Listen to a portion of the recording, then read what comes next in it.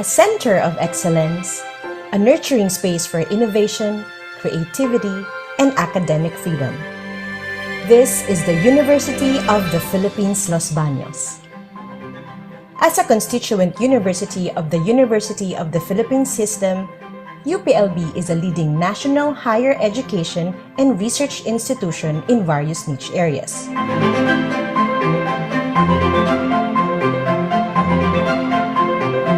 Grounding itself on the needs of national development, UPLB cultivates well-rounded and critical leaders who are ready to lead breakthroughs and innovations.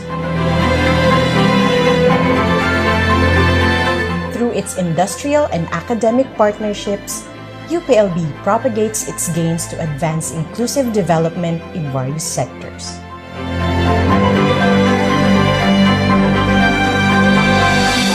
An educational institution that upholds honor, excellence, and public service.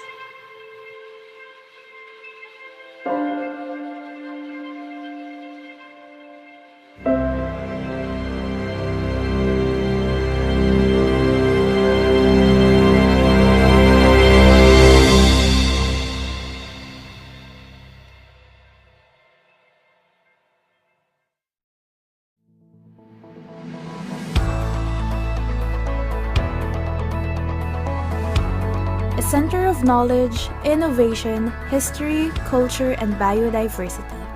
This is the University of the Philippines, Los Baños. UPLB found its home at the foot of the legendary Mount Makiling in Los Baños, Laguna, a short distance from Laguna de Bay, the country's largest lake. It has its beginnings in 1909 as the UP College of Agriculture, a tent school for a handful of students. A year after, the Forest School, or what was to become the College of Forestry, also set up its home in Los Baños. In 1972, the UP College of Agriculture and the College of Forestry, that had by then become renowned institutions, were granted full autonomy as the University of the Philippines, Los Baños. Instruction, research, and extension in agriculture and forestry in the country took root and flourished in UPLB. Through its strength in these two fields, UPLB established niches in various areas: biotechnology, engineering, veterinary medicine, natural resources conservation, environmental science and management, human ecology, food science, economics and management, public affairs, and development communication. It drew its strength in the arts and other fields of science, from harnessing its expertise and human resource in the biological, physical, and social sciences. Today, UPLB degree programs continue to dominate over its counterparts. Over the years, UPLB has developed graduate programs that continue to attract students far and wide, including collaborative programs with international universities in food security, biodiversity conservation, and development. To make graduate programs more accessible to professionals, UPLB offers them off-campus. Recently, UPLB established the UP Professional School for Agriculture and the Environment in Mindanao, the country's food basket, in order to help build the knowledge capital that the country needs to attain food security.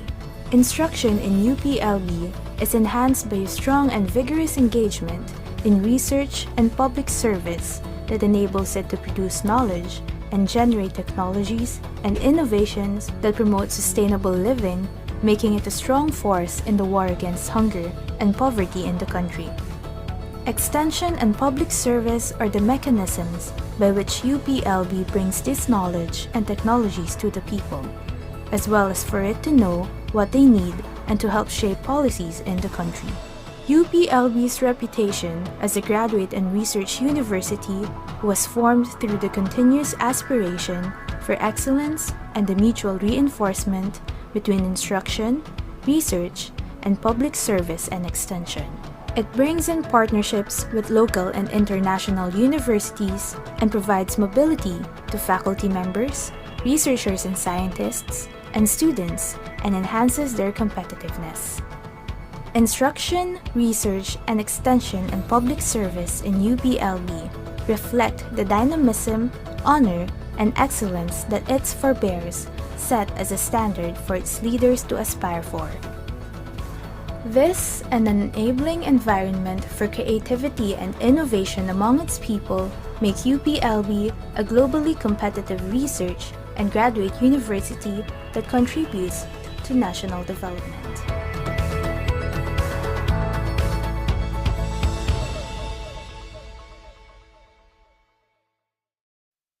Alright, magandang hapon sa ating lahat.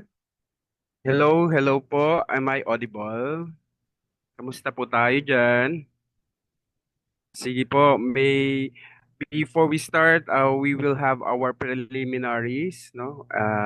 So Sir Jasper, can you take over again? Thank you so much.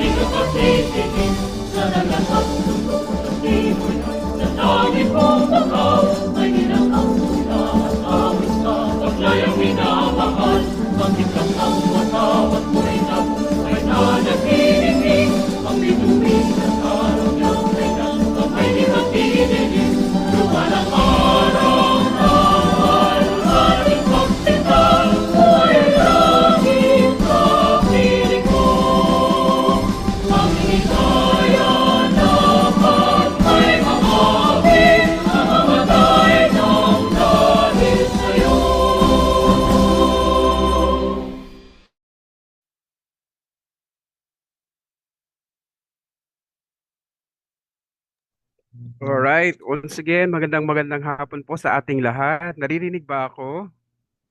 Yes, kung naririnig Yes, po Sir ako, Ram. okay, kung naririnig po ako ay magpusuan po tayo. Pakipuso naman po dyan.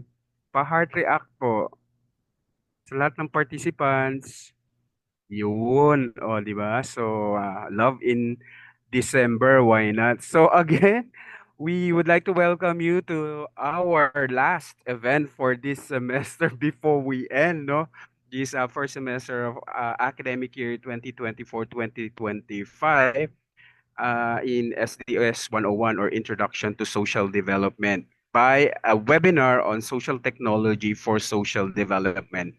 And we are privileged this afternoon to have with us a resource person who will concretize, no, to us what social technology is all about and how pivotal and how important it is in the pursuit of social development. Unfortunately po, hindi po nandito ang ating butihing chair na si Dr. Maria Carisma Malenab dahil nagkaroon po ng emergency meeting to give her welcome remarks. So, on behalf of Dr. Chris, I am welcoming all of you yung sections natin. Ang mga sections natin nandito, Ma'am Fedapito, is section A ba? Tama ba? A? Yes po, we have section A.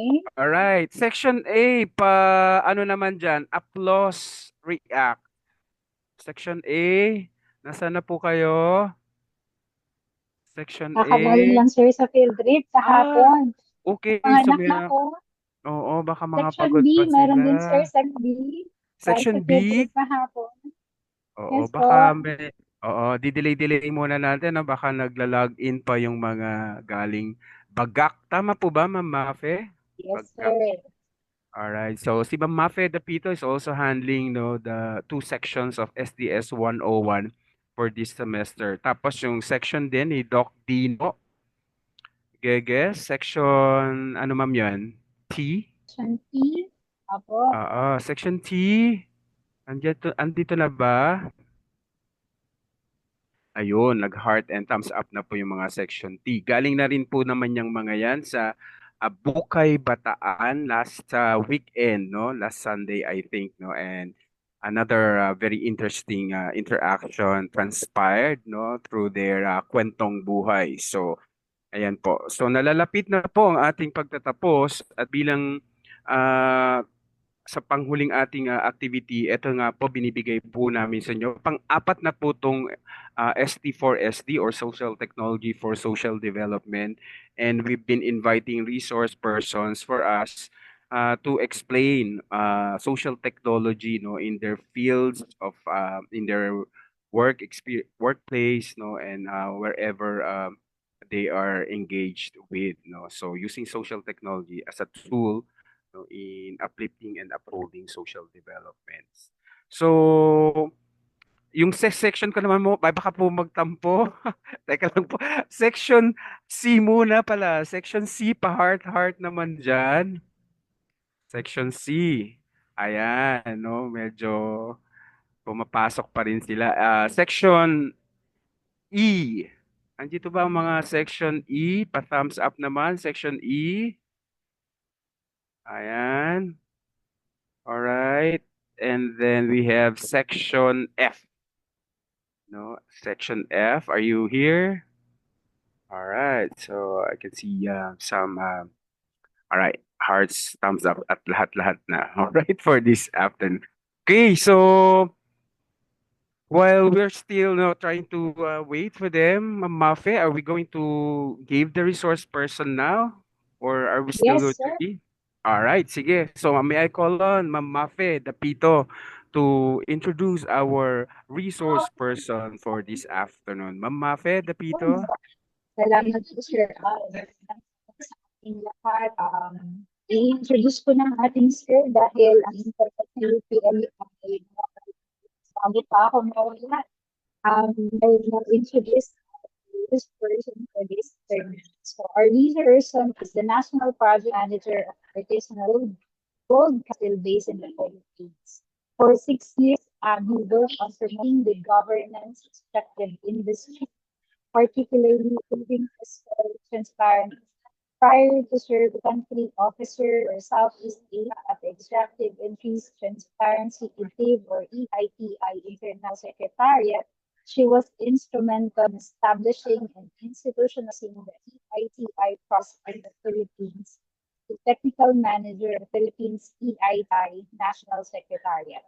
She also worked as an environmental specialist for a private consulting firm and environmental impact assessment. Prior to her work, she's worked the artisanal council. I was to work with Abby in her earlier of her career in the environmental work arena. She worked as a research assistant at Saxmith Institute and Pure Earth. He is our alumna. She holds a bachelor's degree in ecology, near in social ecology, and she also has master's degree in environmental science. So today she will talk about her work in artisanal gold seal and how she is going to apply social technology in her work and overall in her career. Without further ado, let's all be a big round of applause. Magandang hapon po. Hi, good morning Sir Alvaro, Ate Mafe. Good afternoon Yeah, po, Ma'am Abby. first work ko po ang Pure Earth na doon ko kasama si Ate Mafe and si Ma'am Jen. And naka-work din sila Ma'am Emmy.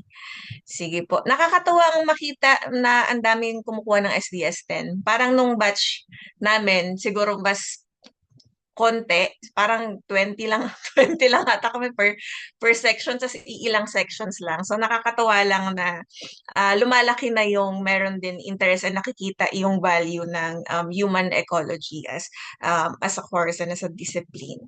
Sige, wait lang. Figure out ko lang paano i-share yung aking PowerPoint.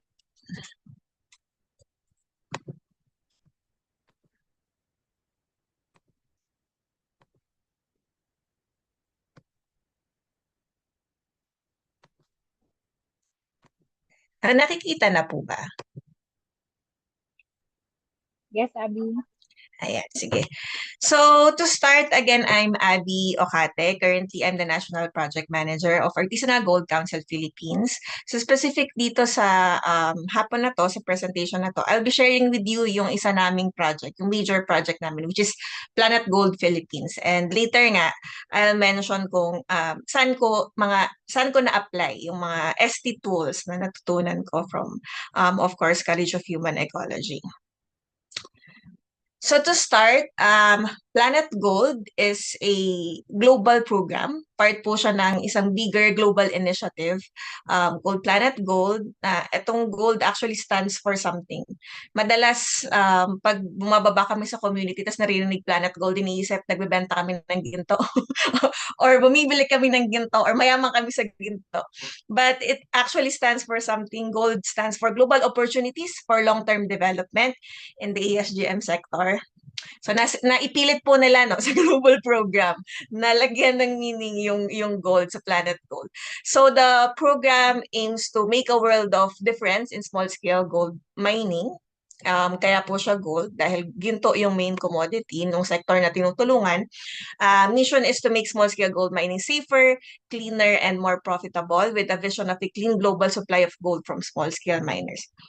I-clarify ko lang ang sa point pa lang na ito, no, na hindi po ako personally, and yung association namin, and yung project, pro-mining, kasi patay po tayo kay Ma'am Jen. Kaya namin kung pro-mining, but not necessarily anti din. So the project recognizes na merong isang sektor, yung sektor ng maliitang pagmimina, na kailangan ng tulong kasi kung hindi sila bibigyan ng support to improve their operations, hindi naman yan titigil sa pagmimina unless mabibigyan talaga sila lahat ng opportunities or alternative livelihood. Pero malabo yung mangyari lalo na agad-agad. So kailangan nila ng support to improve their processes and improving their lives and improving the lives of their community as well. So as I've mentioned, it's a global program. So currently it's implemented in 24 countries. And yung Planet Gold Philippines as isa dun sa 8 countries na nasama dun sa first phase ng program implementation. Kaya patapos na po yung project namin next year. It's funded by the Global Environment Facility or GEF. GEF actually is the financial arm of the Minamata Convention. So nakakabit ito dun sa commitments din nitong mga countries na to dun sa Minamata Convention, which is an international treaty na ang goal is to reduce and eventually eliminate mercury in all sectors, kasama na ang small-scale mining. Because we know mercury is a very toxic chemical and it's a global pollutant. Once na-release siya sa environment, nandiyan na yan, hindi na yan madedestroy. And isa ang small-scale gold mining sa major source of anthropogenic mercury releases sa environment. So, ba't anthropogenic? Kasi meron naman ng talagang mercury, natural na sa environment, pero because of human activities, kaya anthropogenic, mas nare-release sila sa environment. And isa yung small-scale gold mining sa major source of anthropogenic mercury releases. And specific to the Philippines, the duration of the project is from 2019 to next year nga. And the overarching objective is addressing key issues linked to continued mercury use in ASGM communities. In our country, it's implemented by 2 UN agencies, UNEP and UNIDO, and in partnership with the DENR MGB or Mines and Geosciences Bureau. So the program was designed in a way that sa bawat country kung saan siya ini-implement, talagang in close partnership siya with the government kasi we're also looking at sustainability of the project initiatives na after the project, of course, ang magtutuloy naman ng mga initiatives and activities ay yung government. And also, in terms of project implementation, same with other projects, may mga pilot sites lang. And yung replicability kung ano yung mag-work na activities, na intervention, may iiwan yan sa government. Kaya we're partnering with the government in implementing the project. So we have different project steering committee that was established for the project implementation. Itong project steering committee, ito yung oversight body. Siya yung nag-make ng strategic directions for the project, and it's composed of around 16 government agencies. So lahat yan boss namin kasi sila yung nag-approve ng work plan, nag-approve ng budget, etc.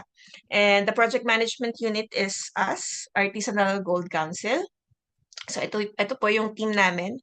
Halos babae lahat, girl power.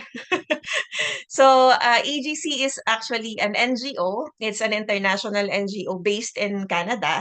Na even before Planet Gold Philippines project, we have several projects na in other developing countries since 2008, helping artisanal and small-scale gold miners pa din. And for the Philippines, our team was created in 2019. And recently, we're also selected by the DENR to implement the National Action Plan for ASGM. So itong National Action Plan for ASGM, isa na naman ito sa commitment ng mga countries na nag-sign and nag-ratify ng Minamata Convention, like ang Pilipinas. Nakalagay doon that we need to submit a National Action Plan on small-scale gold mining to the Minamata Secretariat. Kasi 38% actually ng anthropogenic mercury releases ay nanggagaling sa small-scale mining sector. So sa lahat ng sector na mayroong use of mercury sa medical field, may mercury sa thermometer, di ba? Sa dentistry, may mercury sa ating dental amalgam, yung mga pasta natin, and other sa cosmetics, etc. But in all of these sectors, yung ASGM sector ang may pinakamalaking contribution sa paglabas ng mercury sa environment. Kaya may specific article ito sa Minamata Convention. And for Planet Gold Philippines, we are helping small-scale miners in 2 pilot sites, one in Sagada Mountain Province, which is an IT community, and in Taracale, Camarines Norte, na ito yung tinatawag din gold town talaga kasi madami dyan ay nakadepende sa small-scale gold mining. 80%, would you believe, nung kanilang residents ay major source of livelihood ay small-scale gold mining. So the project aims to support small-scale gold mining through 4 components. Kasi as I mentioned, yung overarching objective is reducing and eventually eliminating mercury. But yung nag-develop ng program and yung mga project team sa bawat country, alam nila na hindi lang siya basta masosolve ng, halimbawa, bigyan mo sila ng planta. Kasi magamit sila ng mercury dahil wala silang planta, di ba? Bigyan mo ng planta. Tapos, okay na. Hindi ganun siya nag-work. Kailangan holistic yung approach. Kasi itong mga components na to affects din kung ba't nila pinipili o ba't nila sila napipilitan gumamit ng mercury. So one is on formalization. Magamit sila ng mercury kasi then dun sa informality, nature nung pagpoproseso nila and nung association nila, nung buong operation nila. Karamihan ng small-scale gold miners ay hindi pa legal na nag-ooperate because then mahaba ang proseso, tedious, kailangan ng technical capacity. So, kailangan nila ng support in terms of that.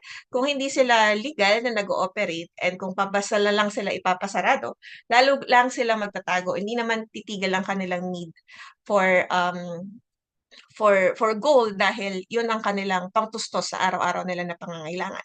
So yun yung difference din nila sa large-scale mining. Large-scale mining is being done for profit, though meron tayong national government share from the income from large-scale mining. Pero majority, hindi ko rin naman sinasabing lahat, majority of small-scale mining operations ay subsistence mining. So yung nakukuha nila na gapalito ng ginto, benta agad yan. Basta nakuha nila kasi yun yung pambili nila ng pagkain ng araw na yun. So sa formalization component, we provide policy discussions, avenue for policy discussions between all stakeholders para ma-identify ano yung gaps sa formalization process, paano matutulungan, and also provide na rin recommendations sa both local and national policies on small-scale gold mining. Paano siya mas streamline, paano mapadali para sa small-scale miners. And if it really reflect realities on the ground. Kasi yung, for example, small-scale mining law natin, RA 7076, 1995 pa siya napasa. So, hindi na yung mga specific provisions doon, hindi na actually reflects yung ibang realities on the ground. And that's for formalization. Second is access to finance and markets. Sa konteksto ng Pilipinas, ang ginto from small-scale mining operations ay isa lang ang legal na isa lang ang legal na market. And that's the central bank or ating Bangko Sentral ng Pilipinas and BSP. And nahihirapan din silang magbenta kay BSP because of many reasons like accessibility. Sa buong bansa, meron lang 5 BSP gold buying station. So imagine dun sa isang project site namin sa Sagada, babiyahe pa ng 7 hours para makapagbenta lang sa BSP. Kung meron namang mga informal gold traders doon sa community na tatanggap ng ginto mo, bibigyan ka kaagad ng cash without any documentary requirements. Sa BSP, babiyahe ka na, kailangan mo pang gumastos sa pamasahe, kailangan mo pang magbigay ng mga IDs, etc. So madaming hindrances para din pili nilang magbenta sa BSP. Pero importante na mabenta ang ginto sa Bangko Sentral ng Pilipinas kasi in other countries, gold ay nanggagaling din, gold na nakukuha ng kanilang central bank, like sa Mongolia, nanggagaling din yan sa large-scale mining. Pero sa atin kasi, ang large-scale mining companies, hindi required to sell their gold to the BSP. So majority sa kanila ina-export. So yung gold na napupunta sa BSP, actually 80% of that nanggagaling sa small scale gold mining. And ano naman ito? Anong significance naman ito sa ating economy? Tung gold na nakukuha ni BSP, nagiging part actually yan ng ating tinatawag na GIR or Gross International Reserve. And ang role nitong GIR na to is it acts like a cushion para sa mga economic shocks, international, kunyari, may gera, so may crisis. So, kung mababa ang ating GIR, mabilis tayong maapektuhan, tataas agad mag-shoot up agad yung inflation. Pero kung matibay yung ginto, laki ng ating GIR, hindi tayo ganun maapektuhan. Pwedeng tumaas yung inflation, pero hindi ganun kalaki agad. So, yun yung importance ng GIR and yung gold na nanggagaling sa small-scale gold miners. And next is better technology and techniques. So the reason why hindi rin sila nga makatransition agad sa paggamit ng mas clean and safer methods. Kasi wala naman silang access sa equipment. Wala din silang capacity.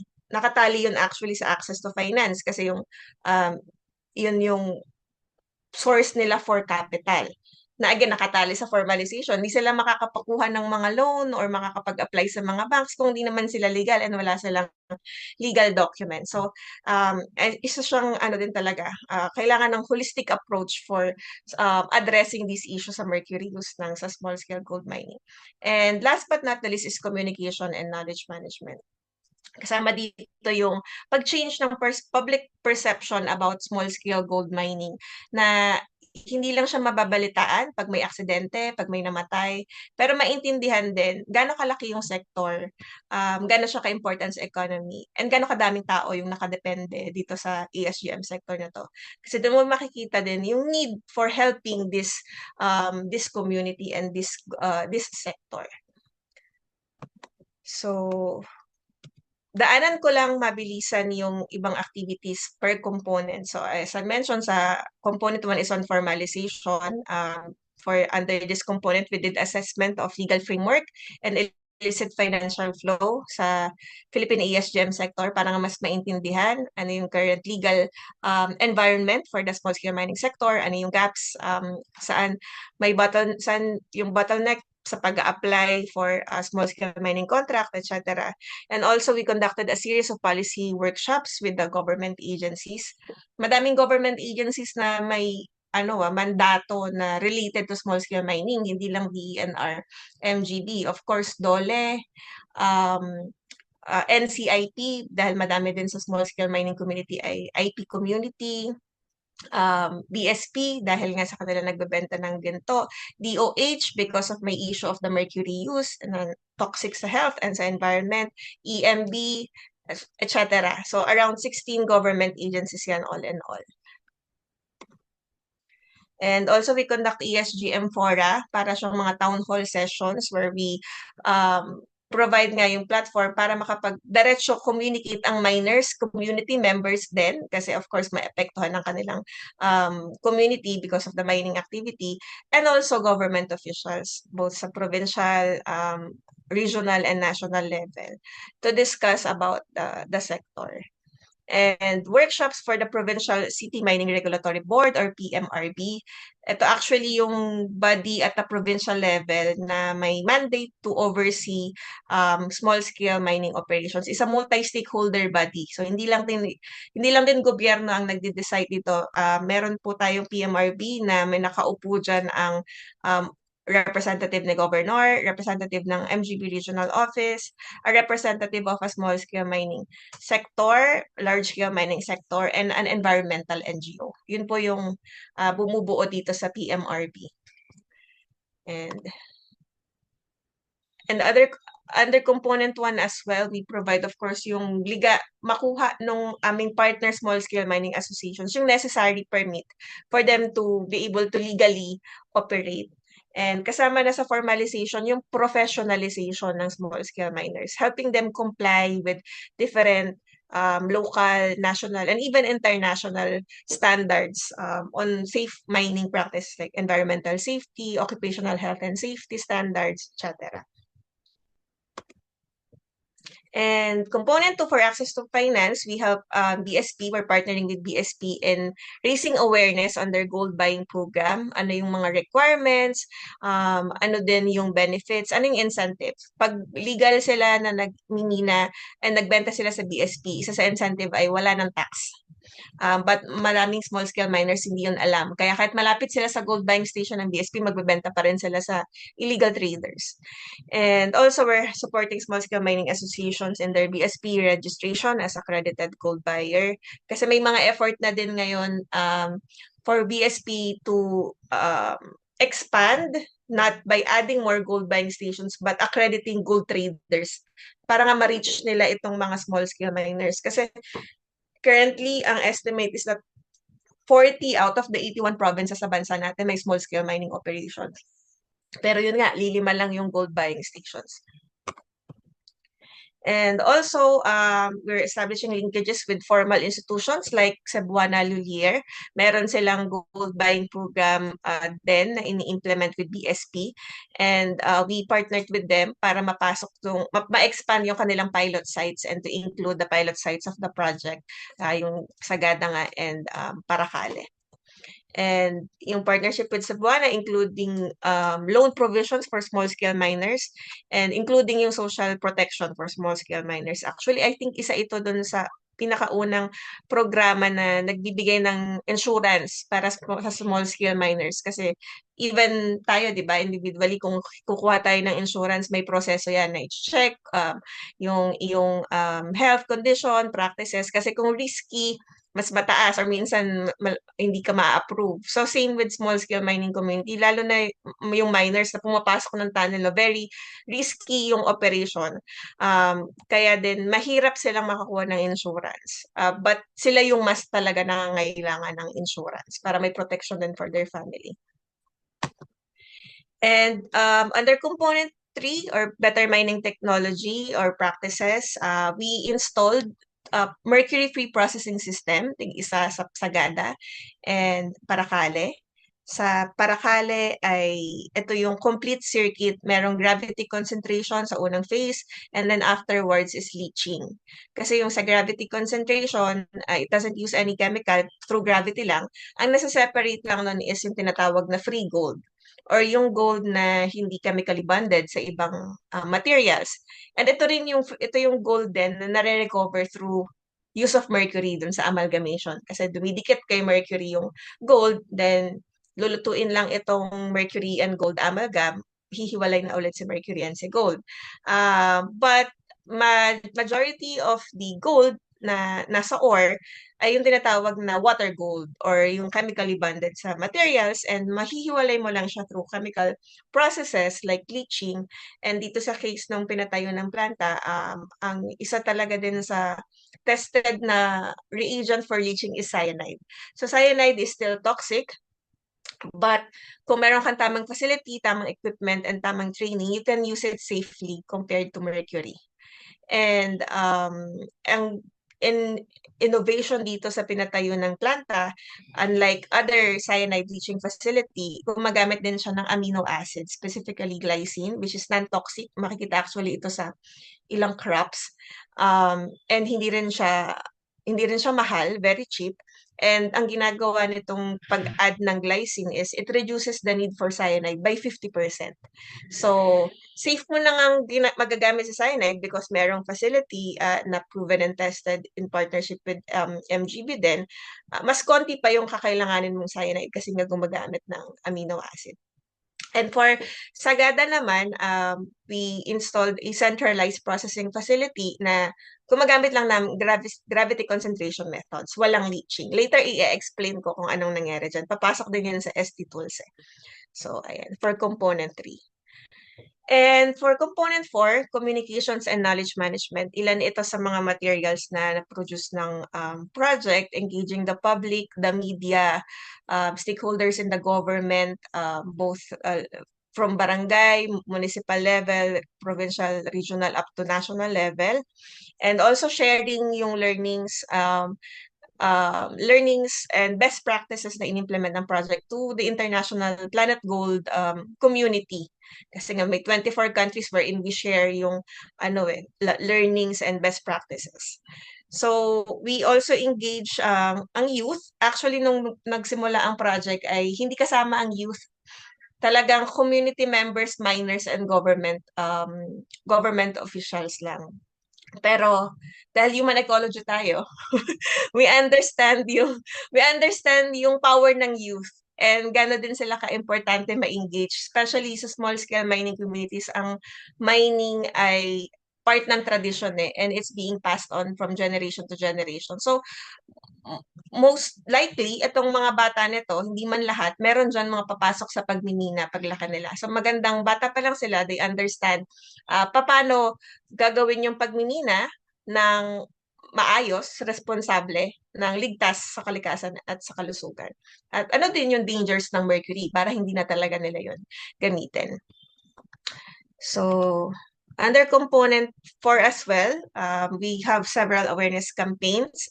We have ESGM Champion Spotlight Series wherein we highlight individuals, minor man yan, community member or government official na merong positive contribution sa ESGM community as champion kasi gusto naming bigyan ng muka yung mga tao sa community.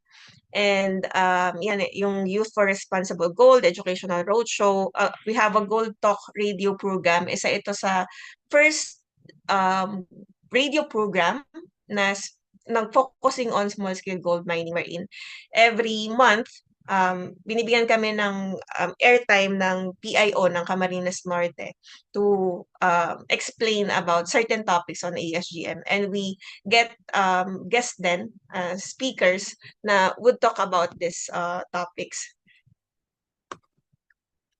Now, let's go to dun sa ST tools used. So, una, of course, is yung project development and design, implementation and monitoring and evaluation, or yung PDIM. So, sa start pa lang ng project, ay we use this tool na, actually from start to finish. Kasi nga up to monitoring and evaluation. So, when the project started, we did baselining and assessment of community needs. Even though it's a global program na meron ng sets of deliverables and identified key activities, kasi nga identified na rin yung 4 components, we want to make sure na yung specific activities under dun sa major activities identified by the funder ay yung activity talaga that would meet yung needs ng community. So in designing the specific work plan, detailed work plan, bago namin yun buuin, bumaba muna kami sa community to discuss with them, identify an current situation, identify din yung kanilang interests and needs, saan sila may problem, and ano din yung gusto nilang ma-prioritize dun sa mga needs nila. And from there, we presented it to the project steering committee. We drafted the work plan, the 5-year work plan for the project. And every year, nire-review yung specific activity. Kasi hindi lang din hindi lang din nakaset in stone na yung needs. Like, kung naginawa namin yun ng 2019, by following year, hindi automatically, yun pa din yung need nila. Kasi nag-evolve ang community, of course, nag-evolve yung dynamics dyan and conditions, nag-evolve din ang need. So, lagi yan meron assessment kung, tama pa ba? Ito yung activity na to yung kailangan gawin. So, lagi may review. And then for capacity development activities, of course, we did training needs analysis para yung training na mabibigay sa kanila, yun din talaga yung magagamit nila. Kasi upon consultation din with the government agencies and sa local government units, meron na rin mga iba-ibang trainings ang binibigay ng different government agency. Pero nagbabasa yun sa tingin nila kung ano yung kailangan. But for us, if you would go to the community and talk to them, dun sa kanila dapat manggaling kung ano yung training na kakailanganan nila. Of course, with your guidance din and explaining ito yung dapat ma-achieve, ito yung kailangan ng community for social development, etc. So, we do training needs analysis and ito yung sa part lahat ng sa design stage pa lang ng project when the project was just starting or nasa inception phase pa lang. And then, major deliverable talaga is capacity development activities. Yung mga trainings for small-scale miners, not just small-scale miners, but LGU as well. Kasi di ba na-mention ko nga na lahat ng sector dapat nagtutulungan or kailangan magtulungan for the development of ASGM. So, kailangan din yung tutulong, yung magbibigay ng tulong sa small-scale miners, naasahan nila, which is yung LGU nga, ay equip din. So, meron din capacity development activities targeted for local government units naman and national government agencies. And in conducting capacity development activities, nag-form kami ng partnership with different institutions kasi ang lawak ng kailangang makover ng training eh. Kasi hindi lang naman yan training for occupational health and safety or better mining practices. For formalization, kailangan mong maayos din yung small-scale mining association ay organization. Kasi kung individual miners, okay, alam nila paano tamang magmina, pero paano naman yung pagsunod sa batas? So, dapat din meron silang organizational training, and also kung kumikita na sila, dapat mamamanage din nila yung kita nila para yung iba sa kanila na gusto mag-transition to other livelihood, kasi hindi naman lahat gusto magmina pero wala lang silang opportunity for other livelihood. Kayang mag-change ng livelihood. So, meron ding parang alternative livelihood training, financial skills training, basic bookkeeping, etc. And in doing that, yun nga, we partnered with academic institutions. For Paracale, we partnered with Camarines Norte State College. Nagbibigay ng mga leadership training. Wala silang specific training for yung technical on sa mining, no, yung processing, extraction. Pero yung sa pag-strengthen ng organization, which is very important to achieve sustainable development din. Yun yung binibigay ng mga academic institutions. So, leadership training, organizational skills training, basic bookkeeping, ganyan. And for Sagada project site naman, we partnered with Mountain Province Polytechnic State University. And for other trainings like basic life support, emergency response, we partnered with different government agencies. And even may training din for health practitioners sa ground para ma-identify nila ano ba ang itsura ng symptoms kung kung may mercury toxicity na, mataas na yung mercury. So, kasama yan sa binigay na training through the project in partnership with Department of Health. So, we conducted 52 capacity development activities. 281 doon ay national government officials and 518 na minors. Ito yung ilan sa example ng mga trainings, yan, basic advocacy skills, gender sensitivity. Note ko lang, very important din yung gender. So, wala siya specific component sa project implementation, pero meron kaming gender specialist and we make sure in all of the activities, tinitignan siya with the gender lens. Kasi importante din yung role ng kababaihan sa small scale gold mining, na kung invisible na nga ang ESGM sector, mas invisible pa yung role ng kababaihan dito sa sector na to. So, meron din mga trainings and meetings and workshops specific on gender and basic occupational health and safety, training on financial planning, underground mine ventilation and rock support, etc.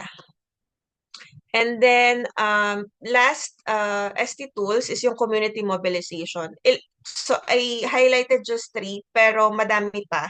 Pero ito yung major 3 talaga na ginamit namin sa project implementation. So, for community mobilization, very important yung pag-engage sa community to get yung project's social acceptability. Especially doon sa isang project site namin sa Sagada, which is na-mention ko nga na IP community. I-share ko lang quickly, no. So, nung magsisimula yung project, we consulted with NCIP kung ano yung process to engage yung community and to install a mercury-free processing system. Kasi ano siya facilities, malaking facility siya, magtatayo ka bali ng building . And alam naman natin na required yan na mag-undergo any project, mag-undergo ng FPIC, Free Prior and Informed Consent, pag gagawin mo siya sa isang IP community. Even if the project is a government project, sa case namin na semi-government project kasi nga in partnership with DENR MGB, so we consulted with NCIP kung paano yung process. And they said, meron sa batas na parang exempted ka to undergo FPIC if yung community mismo yung nag-request for that innovation or that activity or that project. And so sa case ng Planet Gold, ang community is yung Barangay Fidelisan, kung nasaan yung Minahang Bayan area. Yun yung project site namin. And the miners there, the community members, barangay captain, lahat, and even sa mayor's office ay nag-agree na mag-install ng mercury processing system na katulad ng sa Paracale, na may 2 layer, gravity concentration and then leaching, nagagamit nga ng cyanide plus amino acid. So, they wrote a letter to our organization na sinasabi nga na need nila ng ganito because they want to increase their profit, and by increasing their profit, they're committing to provide a certain percentage dun sa increase ng profit nila to go back to their community in the form of social development projects. So, ang ganda nung idea kasi tataas yung kanilang income dahil nga currently hindi sila gumagamit ng mercury, gravity concentration, pero marami pa din kailangan i-improve. And even if improve yun, ang ma-recover nga lang is yung free gold na tinatawag. So we were exempted for doing FPIC and doing community consultations na ginawa na naman namin dun sa immediate community. But understanding na sabi nga sa Human Echo ay lahat ay interconnected. Di ba? Yun ang lagi ko natatandaan nung nag-aaral pa ako. It's connection between man and environment. So hindi lang yun magtatapos doon sa community na yon kung nasaan yung small scale mining. Meron yan, of course, downstream community na maapektuhan din kung sakaling gagamit sila ng any form of chemical. So even with the exemption of not doing community consultations, we did that. And bumaba kami dun sa downstream community na meron pang 6 na barangay. And doon, in doing the community consultations, yung mga elders ay nag-oppose sa paggamit ng any form of chemical, cyanide, kahit na kasama namin ng MGB na nag-explain na yung facility na ipapatayo ng project ay safe, proven and tested, etc. And na merong magagawang close monitoring because they will be creating a multi-partite monitoring team that would specifically monitor yung operation nitong planta. But yung elders sa 6 na barangays na yon ay nag-oppose. And because of that, hindi namin tinuloy yung pag-install nung planta na merong leaching. What we did is we just improved yung existing processing plants nila na gravity concentration kasi madami pa rin namang room for improvement eh. So, ang nangyari nun ay from the 30% recovery, we were able to increase yung recovery nila up to 40% and centralize it sa area na declared as mineral processing zone kung saan lang dapat mayroong processing operation. Kasi before the project started, katabi ng tunnel may processing area na agad na hindi yun allowed by law. So we just help them comply with the law and improved yung para kanilang processing. We added equipment na hindi na sila magmamano-mano, magpukpok, etc. Ganyan. And then connected them with a formal legal processing plant na pinakamalapit sa kanilang area. And doon na lang namin pinrovide yung financial support doon sa processing plant na yon for them to be able to increase their capacity and ma-accommodate yung tailings na nanggagaling sa Sagada. So, very important talaga na ma-consult ang community kasi after naming ma-implement na yung centralized facility no, na wala ngang cyanide, sabi ng LGU sa amin, naku, mabuti hindi natin pala tinuloy at nag-consult tayo kasi kung natuloy natin, parang magsa-start ito ng tribal war. So, ganun siya. Ganun kalaki kasi yung feel ng elders na magiging impact ng mining activity sa taas. And kahit na yung community namin talaga na tinutulungan, direct na beneficiaries ay nagpo-push, sila pa yung nagpo-push na ituloy nga yung processing facility. Kailangan natin malaman yung opinion din ng mas malawak na community. Ayan. Kasi it would affect din yung sustainability ng project. Kasi kung walang support ng buong community, hindi din naman yan magtatagal eh. Pwedeng gamitin nila for ilang years, pero mapapasara lang din kasi nga merong mag-o-oppose sa baba. So, ayun lang po and maraming salamat.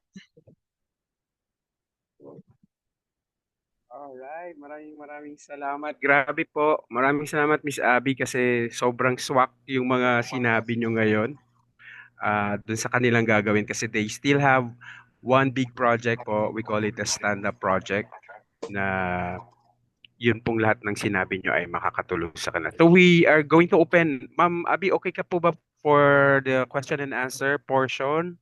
Yes po.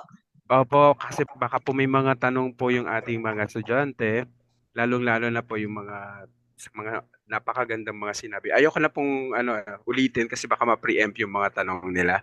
So now I will be opening this webinar, this Zoom, for all questions that you have. You can unmute. Sir Jasper, kaya na ba nila unmute themselves and then ask the question directly to Miss Abby? Sir Jasper?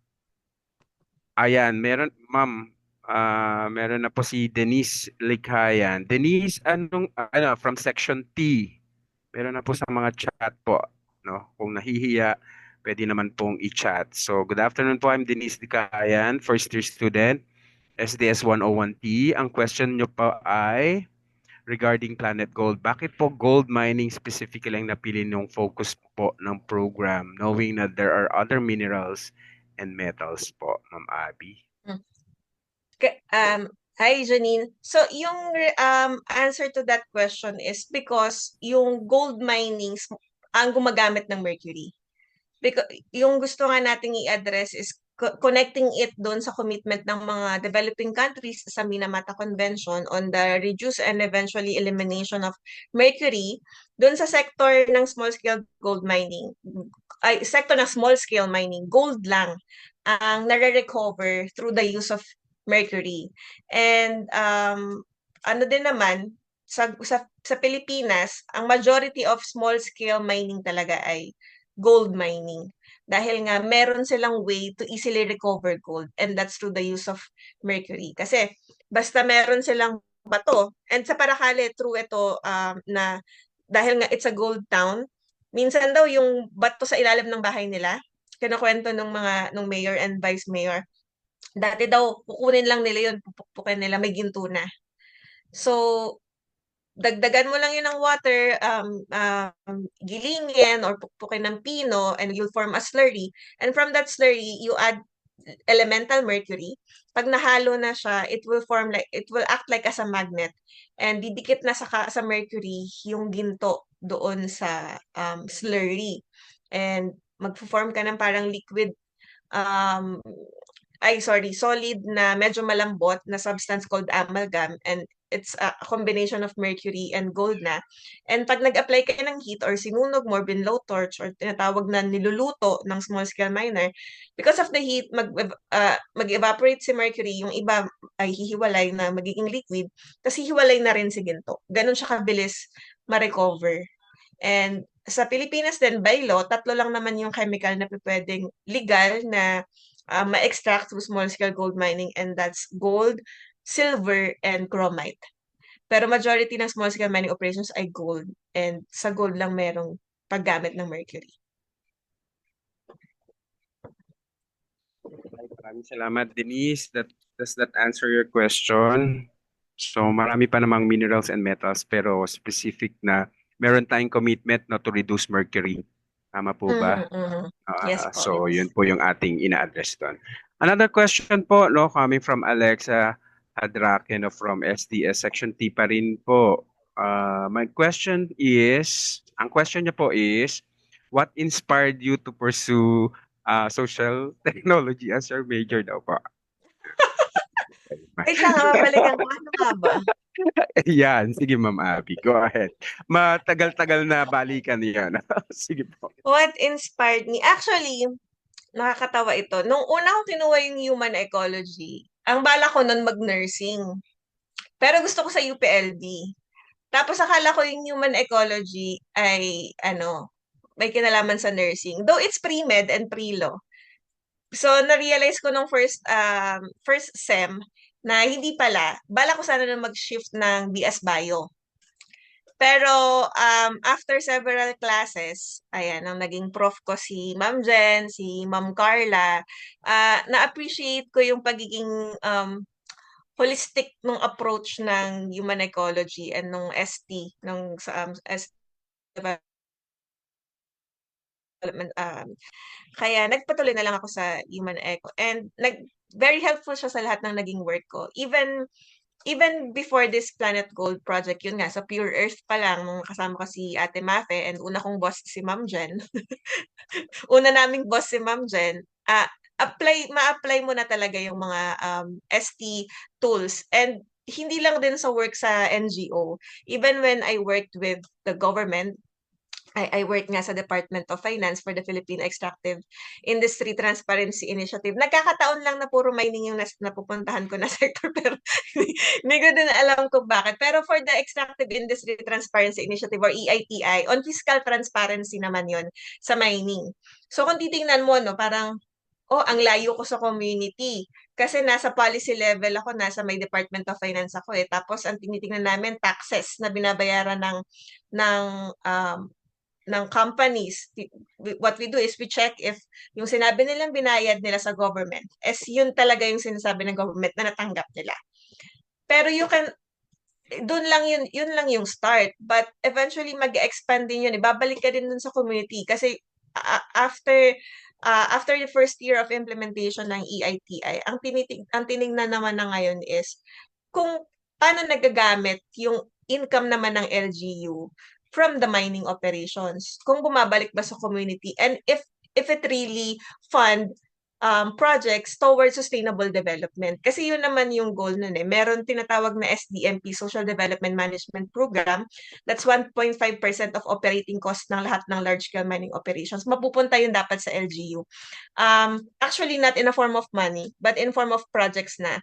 And yung projects na yun, kunyari no, for this year, meron silang 15 million for SDMP. Yung kung ano-anong projects yung papasok doon or ikakarga doon sa 15 million na yon, based sa law natin, dapat in agreement yon with LGU and community members. Hindi si mining company ang magsasabi kung anong mga projects. Dapat yung community members ang magsasabi kung anong projects yung gusto nilang makuha. And dapat yung projects na yun is towards sustainable development. Dahil nga, ang minimina is finite resources eh. Mawawala na din naman yan and hindi naman forever ang mining. So dapat habang nandyan yung mining, since meron tayong gini-give up ang ating environment, ang commodity, ang minerals, habang kumikita from that, dun sa mga bagay na gini-give up natin, eh, yung kinikita is mapupunta nga sa projects na even mawala na yung mina, makakatulong pa rin sa community. So, yun yung isa din sa tinignan ng EITI. So, ayun, kaya din nagstay na ako sa Human Eco, and hindi ako nagsisisi. Wow. Good to hear po yan, ma'am. So, Miss Abby, ano naman daw po yung ma-advise nyo dun sa mga gusto mag-pursige or mag-pursue ng ST as their major po? Ma-advise. Aba. Mag-aral ng Tama po. Bukod po. bukod sa mag-aral ng mabuti. Well, I hope yung mga magse-stay din talaga sa Human Eco and sa SDS. Merong heart for the community. Kasi yun naman lagi yung mag-guide sa atin, yung ating concern and yung ating puso para sa komunidad and to help them. Yan, kahit saang sector ka naman mapasok yan, sa government man, private, or NGO, kailangan yun. And if mapapagod ka, yun lang din yung magpupush na sa'yo to work still and work harder. Alright, well said po. Maraming salamat, Ma'am Abby. Eto naman po from Rebecca Paz. From Rebecca, ang sabi niya po, ano daw po yung mga available career paths for estimate? Ang dami. Kasi nagkalat kami. Yung batchmates ko, nagkaka-reunion lang namin itong nakaraan. Yung isa, HR manager sa Coca-Cola, yung isa, training manager sa, I forgot kung saan sa Fern, Ate Mafe.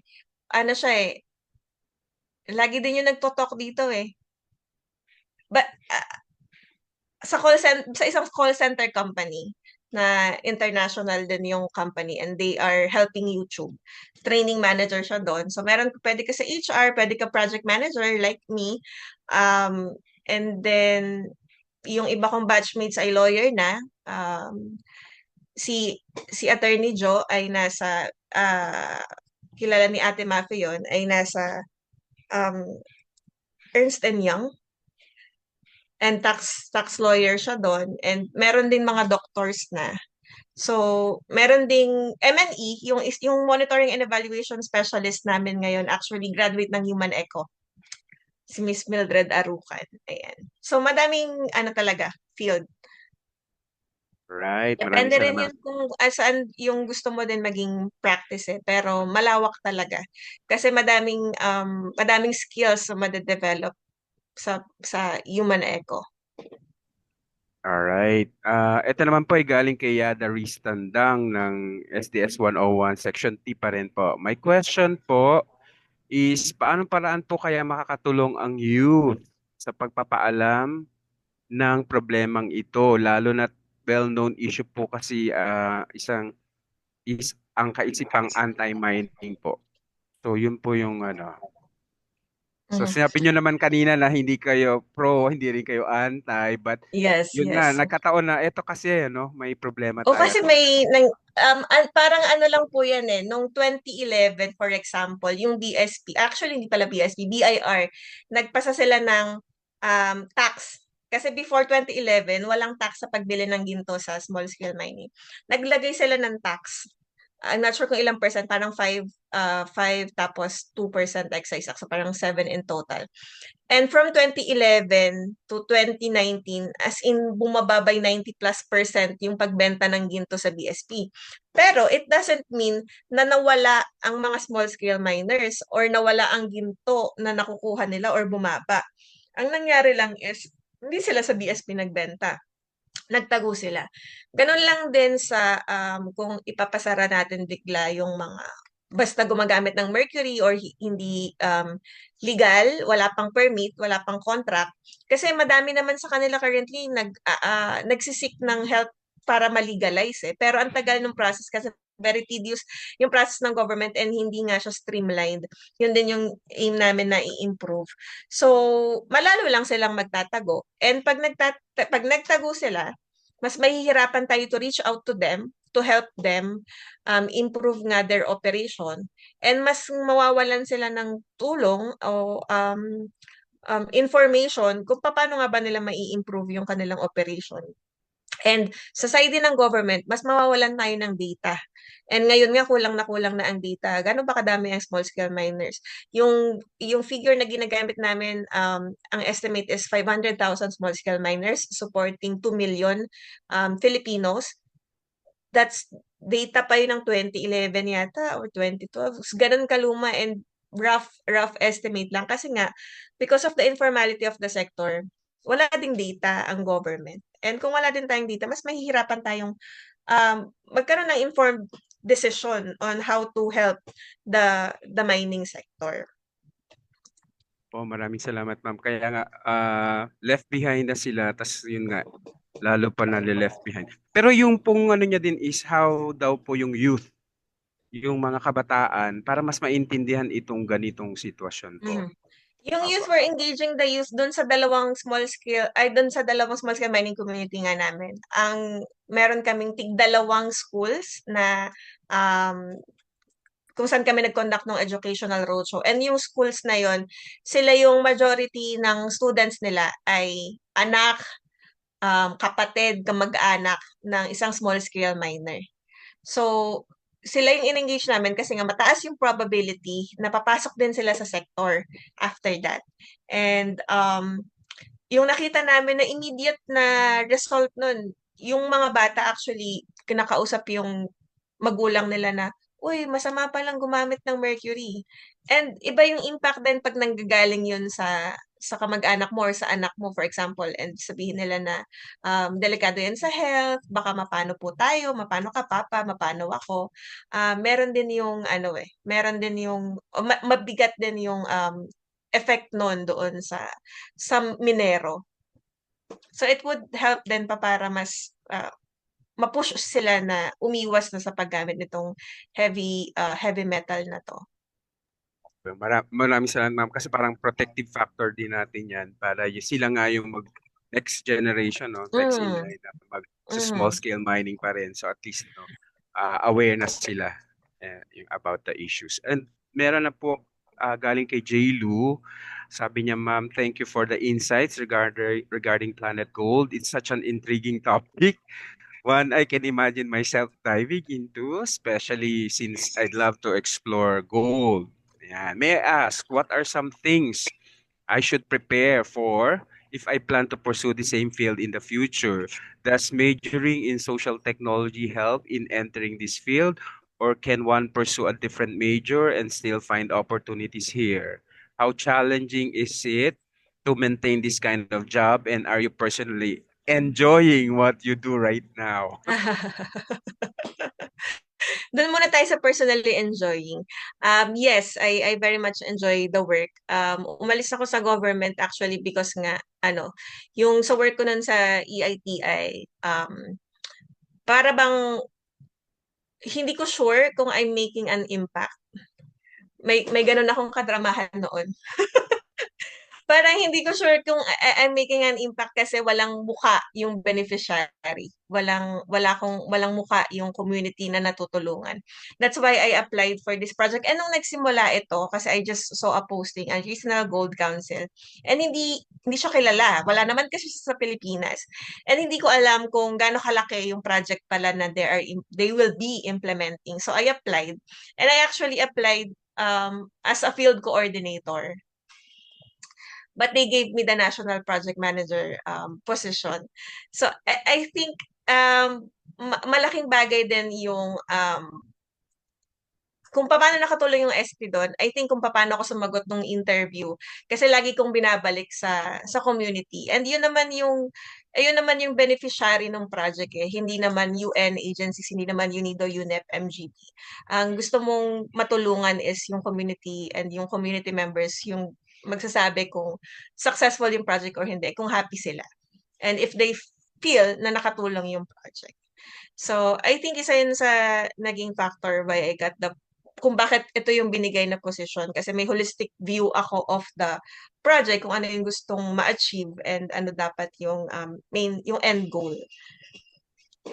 Yes, ma'am. Ayun pa yung iba pong question related Yun na to po that. yun, ma'am. Yung Okay. Parang nasagot ka STD, naman eh. opo.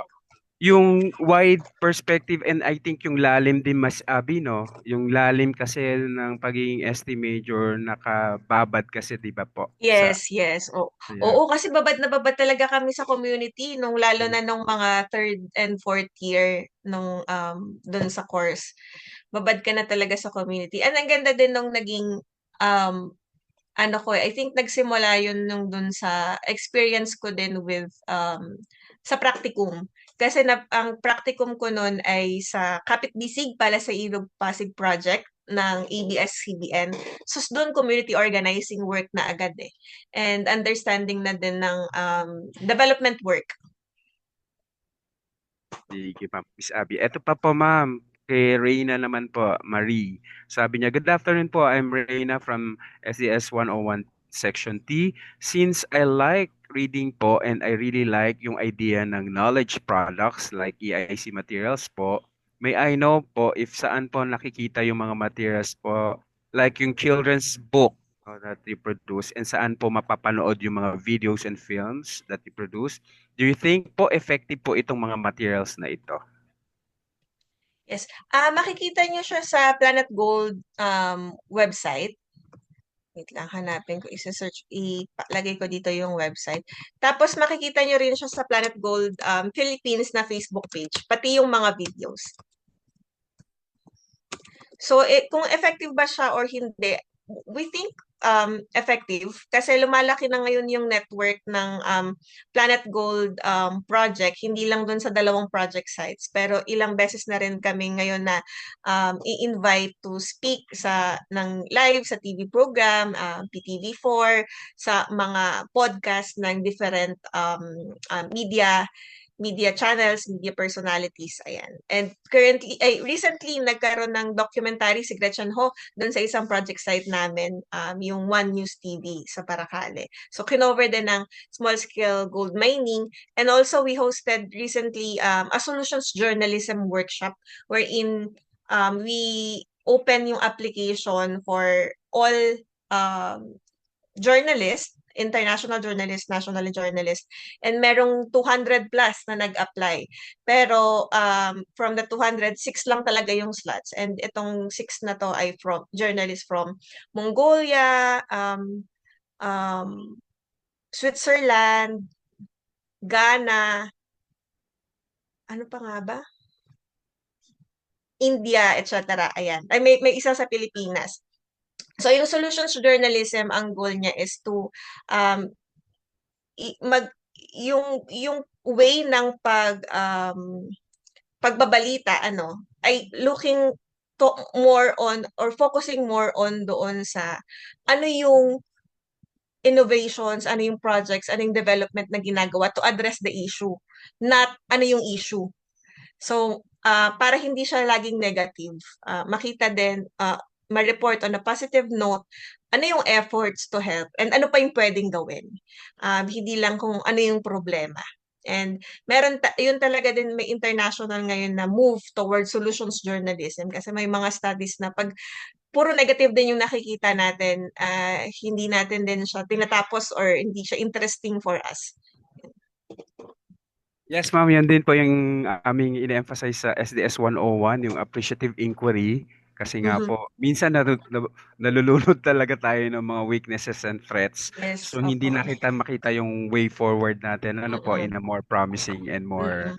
Parang hopeful ano na manner. lang po, madedepress na lang tayo lahat Yes, sa opo, dami ng problema. Pero yun kung po. nakikita natin na, may meron palang efforts to improve this and that, meron palang mga best practices, may nagwo-work. Ah, So, mas magiging eager tayo na mas intindihin ano yung pwedeng gawin and ano yung mga nagwo-work and pwede nating i-adapt. Ayun. yes, ma'am. Mas ma-inspire and magiging Yes. aspirational tayo, no, in terms of making an Mm. impact, sabi nyo nga. Maraming salamat. Ma'am, iniisip ko rin dahil patapos na rin yung yung project, ma'am, no, baka pwedeng mag-social impact assessment po on those materials. Baka pwede po namin yung ibigay sa mga nagti-thesis namin sa ST majors, ma'am, Sige Abby. po.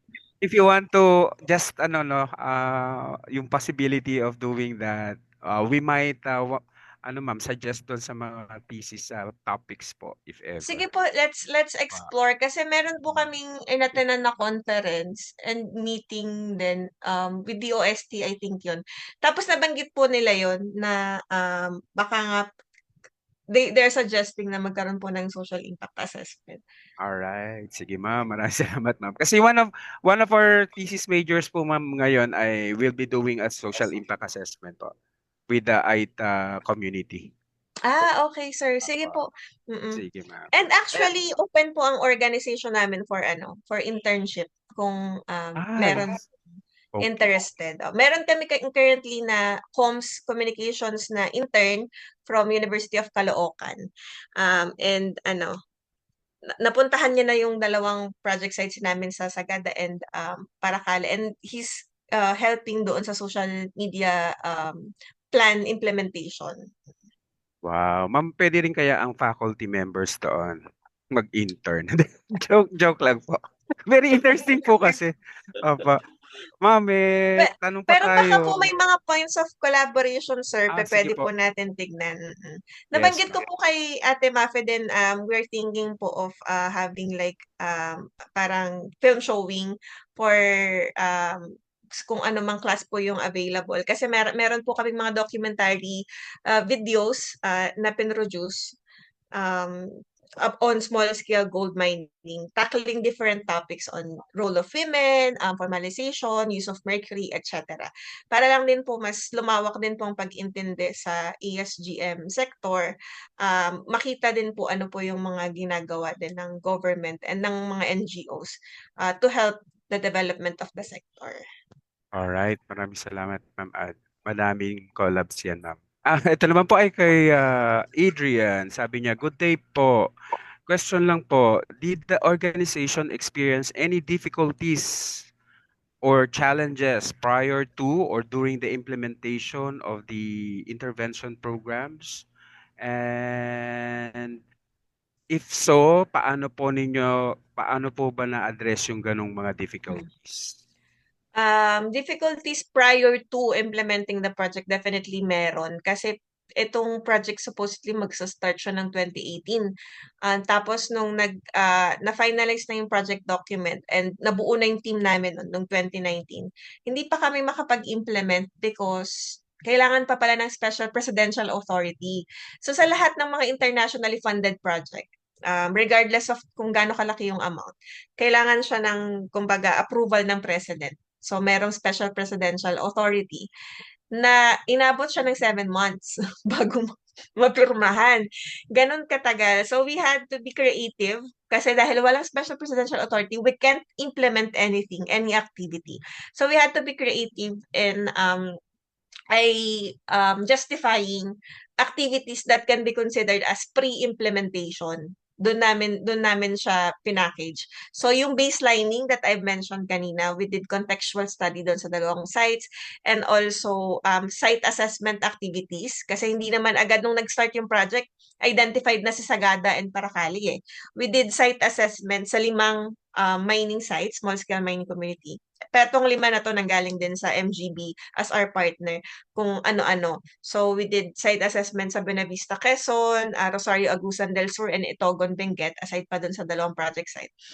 And ginastify namin as part siya ng pre-implementation activity because first, we are doing that to be able to identify project sites. So, yun yung naging workaround namin para hindi naman kami nakatenga lang while waiting for the special presidential authority. Naging ano pa din, productive pa din. And yun nga, nung na-sign na yung Special Presidential Authority or SPA, ayun na, nakapili na ang Project Steering Committee ng project sites, yung dalawa nga, based doon sa results ng mga site assessment activities that we presented. Of course, sa site assessment activities, tinignan namin yung government support, LGU support, and also yung mining association kung gusto ba talaga nila ma-legalize, ma-formalize, gaano katagal na ang cooperation nila, gaano kalaki ang community na susuportahan, and also yung mga existing methods and practices nila. Ma'am, naano lang ako, bakit kailangan ng SPA talaga for this particular project?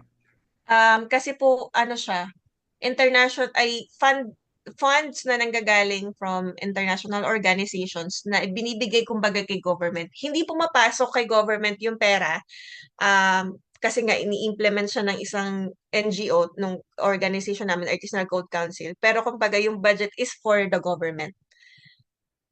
to for the government to support the small scale miners. So dahil din merong considered na in-kind contribution sa government in terms of project implementation, since partner sila, hindi man din naglalabas sila ng pera, meron silang in-kind contribution. Isa na doon yung pagbibigay ng office space sa project team, kaya yung office namin nasa loob ng MGB, and then yung kanilang guidance and technical expertise, kaya we have the project steering committee.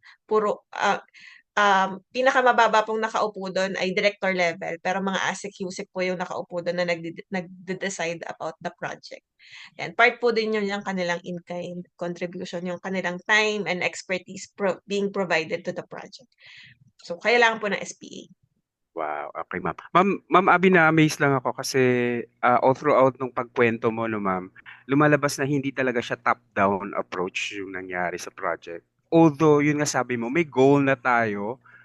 But din ang ganda ma'am kasi naibaba mo ma'am. Paano nga ulit yun ma'am? Kasi ang hirap na ma'am for a project na meron ka ng goal, meron ka ng objective to begin with, tapos ibababa mo sa community, tama ma'am? Mhm. Napaka-top down nun. Pero yung sa inyo, you hurdle that top-down approach and then talagang nagkaroon ng effort to become bottom up, Mhm. ma'am. Paano nga ma'am ulit yan, ma'am Abby? Sige po. Usually, sir, nga po yung mga ganyan klaseng project na internationally funded, may tendency talaga maging top-down. Kasi nga, meron ka ng tinitingnan na goal na sa case po nito, lalo na it's part of a bigger global program, na ang tinitingnan is reduction and eventually elimination ng mercury. Pero yung sa project documents, if you will look at it, meron lang naman pong mga indicators na tinitingnan. Like for example, number of government officials to be trained, number of miners to be trained, processing facilities to be installed. Pero hindi naman nakaspecify kung anong klaseng facility. So, pwede pa rin pong ibaba sa community and sa kanila manggaling ano yung details ng mga to. Kaya po ginawa po namin yung baselining and yung interview with the community members. Like for example nga doon sa processing facility, nakalagay doon sa indicator ng project, kailangan sa mga project sites makapag-install talaga ng isang planta. Kasi nga, yun yung isa sa reason bakit sila gumagamit ng mercury, dahil wala silang facility. Pero kung anong klaseng facility, anong gagamitin doon, mag magbabago pa rin yun. Pwede pa rin yung madiktahan sa kung ano yung kailangan ng community and gusto ng community. Lalo na sa Sagada. Kaya din hindi magkapareho eh. Dalawang project site namin, pero yung isa may leaching, yung isa gravity concentration lang. Kasi community ang nagsabi na um, we know na hindi namin mamamaximize yung profit from gold kung walang leaching, pero okay kami doon kasi mas sure naman kami hindi maapektuhan ng environment dahil although cyanide can be used safely, gusto pa rin naming tanggalin yung any possibility na magkaroon ng leak or masirang environment because of the leak, etc. So para sure, wala na lang use of any chemical. And we respect that. So, kaya magkaiba po yung dalawang design nung sa planta. Po, congratulations po dahil itong project na to ay nakikinig talaga sa kanyang mga community partners.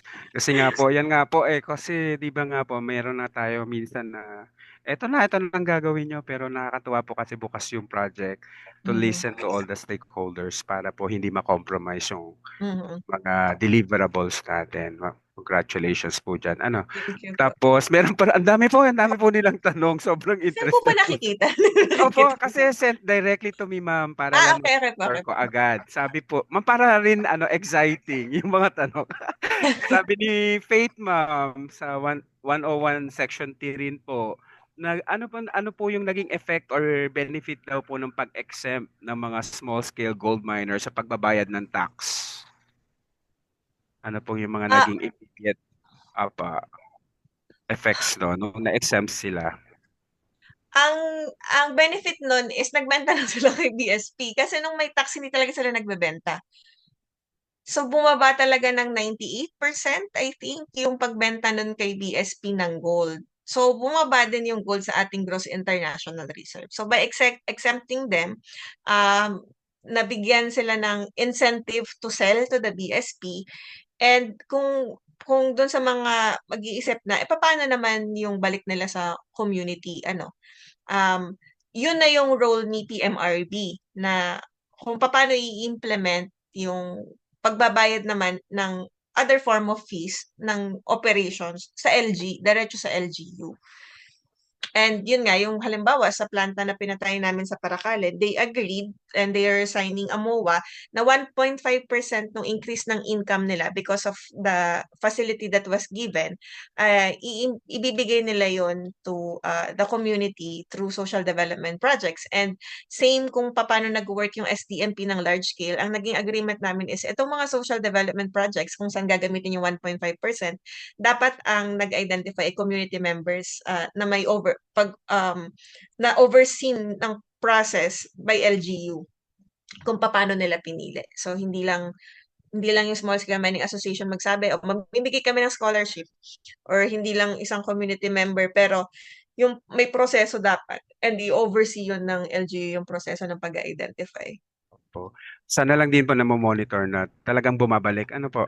Yung talagang Opo, yun din po. isa pa pong kailangan tignan kung talaga bang bumabalik. And I think but even sa large scale mining problem yun eh. Kasi Opo. ang laki-laki I have a different organization din po na focus din naman on fiscal transparency. Hindi po ito EATI pero kami pong magkakaibigan ay nagtayo ng isang organization, NGO na tumutulong din po sa community para ma-identify kung magkano dapat yung ma-receive nilang SDMP from large scale mining companies para po mas makapagplano sila kung saan nila gagamitin.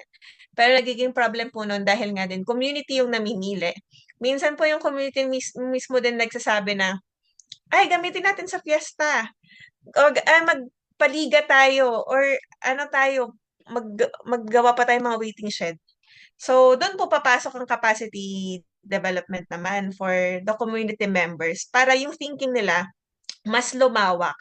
Maintindihan nila na dapat itong pera na to ginagamit natin for sustainable development, hindi lang dun sa mga mabilisang activity, pero mabilisan pero low impact. Pero makakapagpasaya sa kanila kasi sino ba naman may ayaw ng lechon sa piyesta. Pero yun nga, hindi forever yung mining operations. Dapat we use the profit wisely. Ayan. Ay, thank you, ma'am. Meron pa po, ma'am, kay Ma'am Jana naman. Galing kay Jana, Section 101, Section T. My question po is, may time pa ba po na nag-fail ang isang ST tool? For example, yung sinasabi ma'am natin kanina na PDIME, o hindi na po ba manage or na-evaluate ng maayos? Yun po yung kanina. Follow-up question na rin po. Kung may nag-fail man sa project implementation, ay hindi siya related yung sa tool mismo. Nandun yun sa implementation na. And madaming factors kung pwedeng mag-fail. Lalo na sa sector as complex as ASGM, ang daming personalidad niyan sa community. Meron kang, we are dealing with officers ng small scale mining associations, for example, na ayaw bitawan yung role nila. Pero kung susundin yung bylaws, di ba dapat, kunyari, every 2 years nagpapalit. Pero yung mga members takot magsalita, takot lumaban, and tayo as a development worker, gusto natin yung services, yung tulong, yung yung binibigay natin ay mapupunta talaga doon sa nangangailangan at sa mas nakakarami. Pero kailangan mo yun i-balance sa mga ganong klaseng personality na can make or break din the project. Kasi pwede nila yan, kung hindi nila susuportahan, pwedeng mag-fail yung project eh. So, kailangan nating humanap ng balance. And importante dun yung, ano talaga, building rapport dun sa community members and building trust. Kasi, lalo na, ginto, dito sa small scale mining, ginto pinag-uusapan, no? So, kung meron kang ibang agenda other than to help, sa malayo pa lang, they can smell you a mile away na meron kang balak eh. So, ayan. Very important yung understanding yung stakeholders mo, understanding the dynamics on the ground, the nuances on the ground. Sige, ma'am. Maraming salamat, ma'am. Aralin naman nila yan dun sa 172, ma'am. SDS 172, no? Sa Techniques in Community Organizing. Yung mga power dynamics po, no? Yes, yes. Yung Oh, mga naku, voices, no? ang sakit po sa ulo ng nung mga ganun, Opo. power dynamics. So, makakatulong Opo. ng maigi po yung ganun discussion sa class. Opo. Kasi doon po ako nahihirapan eh. Kasi ang hirap din, ano, minsan, discouraging, nakakalungkot, ganyan. Masakit sa puso. Totoo, ma'am. Lalo na sa context ng Pilipinas. Ano pa? Yes po. So, opo. Ma'am, paano ba? Ma'am Mafe, tulungan mo ako. Ang dami pa nito, ma'am. So, kay Vicky naman po, Vicky Fiona, ang tanong niya I would like to know po how will we be able to pursue these kinds of projects knowing na during these times, medyo mahirap po makahanap ng project na short time scale pero malaki po ang impact. Ah, di ko sure kung paano yan Oo sagutin eh. nga po Kasi ito, opo. ano lang din siya eh. Yun nga, nung nag-apply ako, hindi ko naman alam na ito yung project eh. So, siguro while waiting for the right opportunity, build on your skills lang. Kasi definitely, makakatulong yan eh. Build on experiences, your skills, kung merong mga opportunity for consultancy, ganyan, part-time, habang nag-iintay ka ng better opportunity na makakapag-provide ng full-time na work, no? Makakatulong yung mga yon kung may ganun kang experience. Kasi nung umalis ako sa Department of Finance, hindi ko naman to agad nakuha. Nag-resign ako nang wala pa akong lilipatan dahil lang pagod na ako sa gobyerno.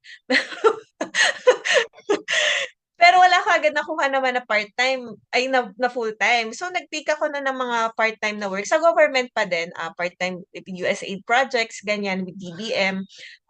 And then, tsaka palang pumasok ng opportunity na to. And pag nandito ka na, sa ganitong circle, mas meron na din opportunity to push further. For example, ito, after nitong Planet Gold, tapos na yung project, di ba? Wala currently.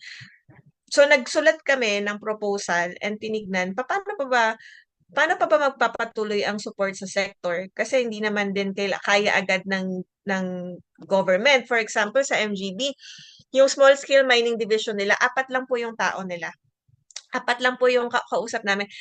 Yun na yung bumubuo ng buong small scale mining division ng Mines and Geosciences Bureau. Tapos meron tayong 40 provinces, hindi pa natin alam sa 40 na yon ilan talaga yung small scale mining operations kasi in one barangay, pwedeng magkaroon ng 2, 10, in one municipality, pwedeng mas madami. So, ganun po kalaki yung sector, pero kulang po yung tao din po sa government. So, kailangan din ng support. So, nag-identify kami ng mga possible na opportunities and be very open to collaboration. Kahit wala kang makukuha doon, walang makukuha yung project. Pero to be open to collaboration kasi pwede yan magpasok ng opportunity din for other projects mag-expand, ganyan. And also, apakalaki ng sector, hindi lang sa small scale mining, in any other sector, para mag-agawan or mag-gatekeep ng kung anumang sector. So, kami po, even though iilan lang din yung NGO ngayon na nagtatrabaho na ESGM sector. We're open to collaborate with anyone, academe, kapwa NGO, para magtulungan for the sector. Hindi po namin sinasabi na, may ganitong opportunity, wag nating i-invite si ganyan, tayo lang. Hindi gano'n. Laging dapat open to collaboration. Kasi mas lalawak yung kaalaman natin if meron din ibang tayong opinion na naririnig. So yun po, sa ngayon, we wrote a proposal and fortunately nakuha, kaya kami po din yung mag-i-implement ng National Action Plan Development for ASGM. It's a 2-year project. Sobrang mas maliit kaysa sa Planet Gold. Pero because of that then, just recently, nakausap ko po yung head ng UNIDO and they want to do a phase 2 of Planet Gold project. It's not really technically phase 2 kasi we can't have Planet Gold ulit dahil it's a global branding. Pero it would be working towards working for the ESGM, building on the outcomes and lessons learned from Planet Gold Philippines project implementation. So, ayan, opportunities nga po na-open because of mga collaborations. Wow. Ma'am, kasi you have a gold heart. Kaya, golden heart daw kasi. Kaya, nabe-bless. Naipasok ko yan, ma'am, no? Kasi ang susunod na tanong, ma'am, ni Sean, ay may mga criticisms daw po ba ang Planet Gold? May natatanggap po ba? If meron man po, ano po yung mga to at paano nyo po to na-handle? Um, Kasama ko yung comms officer namin eh. So, ang sama ng Opo. tingin sa akin. Kasi may mga criticisms lalo na nanggagaling sa isang NGO din. Na yun nga, sinasabi ko dapat hindi nag-gatekeep. Pero we feel that itong organization, medyo hindi sila happy na may bagong dumating na NGO who works on ASGM. So ang isa dun sa kinikriticize is hindi daw natutulungan lahat ng small scale miners. Na we are explaining, same with all other projects. Hindi mo siya magagawa ng isang bagsakan na matutulungan lahat. So lalo na may 4 na components na tinitignan, no? So very very complex, ang daming initiatives, ang daming activities. Ang kailangan mo lang munang malaman sa start is ano yung magwo-work, ano yung hindi. And yun din yung importance of having pilot sites and pilot project sites para ma-implement mo tong mga naiisip mo na activities and innovations and ma-document ano yung gumagana and hindi. And then after that, you can see kung ano yung pwedeng i-replicate in other areas. Of course, adapting to that area's specific context. Pero meron ka ng parang data information on ano yung pwedeng i-implement. So, gano'n naman sa lahat ng projects, you can't help everyone in one go. Like itong program, ang goal ng Global Environment Facility is to support 70 countries. Kasi ito yung estimate nila na number of developing countries na may active small-scale mining, artisanal small-scale gold mining sector na signatory din ng Minamata Convention. Pero hindi naman nag-implement ang program ng project sa lahat ng 70 countries agad. Nag-start muna sila sa 8 countries, kasama na nga doon yung Philippines. And then, since patapos na tong 8 countries na to, tsaka nila sinimulan ngayon yung second phase. Nagdagdag sila ng another 14 countries na ngayon nadadagdagan pa, kaya in total 24 na lahat ng countries na may Planet Gold. So, after 5 years, magdadagdag ulit yan for the third phase hanggang ma-reach nila lahat ng 70 countries. Maraming salamat, ma'am. Tama naman kayo dyan dahil not one sector could really solve societal problems alone. Talagang kailangang maximize yung strength ng bawat isang sector to achieve any social development goals. Kaya Yes. wala naman, ma'am, kaya lang Pinoy na Pinoy kasi yun no, yung Opo nga yung talangka or the mentality na naghihilahan pababa. Yun po yung talaga dapat ma-challenge natin. Tsaka yun po, wala pong project or activity na can be like a silver bullet that will solve everything, all the issues sa isang sector. Walang gano'n nga. Pero yung mga sections ko, ma'am, binigyan ko ng magic wand. Sabi ko, kung may magic wand kayo, anong gusto nyo, yan? Anong gusto nyong gawin at anong mga SD issues ang gusto niyong i-pursue. Ito po ma'am, tanong ni Janine tungkol nga din doon eh. Sabi niya, as an aspiring change maker, who also want to work in the field of sustainability, what's the biggest lesson po that you have learned from working with artisanal and small-scale miners? Wow, pang ano mo to? Pang Miss World po na Parang Miss question. Universe. Oh, sige po, Miss Abby, go ahead. Biggest lesson learned. Ah, I think yung nasabi ko na po kanina eh, na um, yun nga, yung laging balik sa community na sa kanila manggaling yung needs and kung paano ba. Kasi though meron tayong for example concept ng sustainable development iba-iba din kasi ang development depende sa iba-iba yung pananaw ng tao regarding development and sa community din.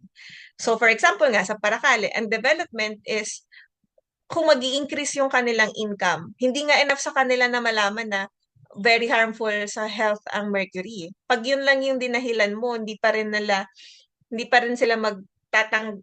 babaguhin yung process nila para hindi gumamit ng mercury kasi hindi enough yun kasi hindi naman nila nakikita yung effect agad sa kanilang health and sa environment eh. Pero pag sinabi mo sa kanila na oh, makakaligtas ka na sa toxicity ng mercury, tataas pa yung income mo. Ayun, okay sila doon. So, pero for example, for Sagada nga, hindi nila yun considered na development kasi may risk pa din of having contamination ng cyanide doon sa kanilang area. Regardless kung gaano kaliit yung risk, hindi nila yun considered na development. So laging ayun, maging open tayo sa kanya-kanyang perspective and maintindihan yung perspective ng community na pinagtatrabahuhan mo or na gusto mong tulungan kasi hindi magmamatter kung ano yung iniisip mo na development for you or success for you. Pwede yun iba doon sa community members. And, Ayan. and ang hirap po nun i-navigate kasi nga ang daming personalities on the ground yung na nabanggit nyo nga po kanina yung mga power dynamics ganyan. Very crucial yan sa development work. Ayan, maraming maraming salamat. At yun nga po din yung challenge ng social development eh. Binabalansin natin yung economic development and Yes. social development. No, Yeah. kaya ang hirap, walang one size fits all na solution Mhm. para talaga ma-pursue ito. Laging naka-contextualize po talaga sa community Mm. kasi True. at the end of the day, community naman po talaga, 'di ba? Yun naman yung gusto natin, Mhm. ma-uplift yung life nila, makatulong Mhm. tayo in whatever way we can. So, it's really a big heart, a golden heart for the community po talaga dapat, ano? Talaga pang gold talaga po tayo ngayong hapon na ito. Dapat may golden heart po ang bawat isa para sa mga gusto talagang ng change, no? Positive change. And with that, Ma'am Abby, natapos naman po natin lahat ng questions, I think. Yay! Baka po kasi ni-screen out na yung iba. Kasi hindi po tayo matatapos na hanggang alas 5. Baka po hanggang alas 4 lang po tayo ngayon. So, I think that ends the open forum for this afternoon. If you have other questions, feel free to give them to your respective faculty in charge, no, faculty members.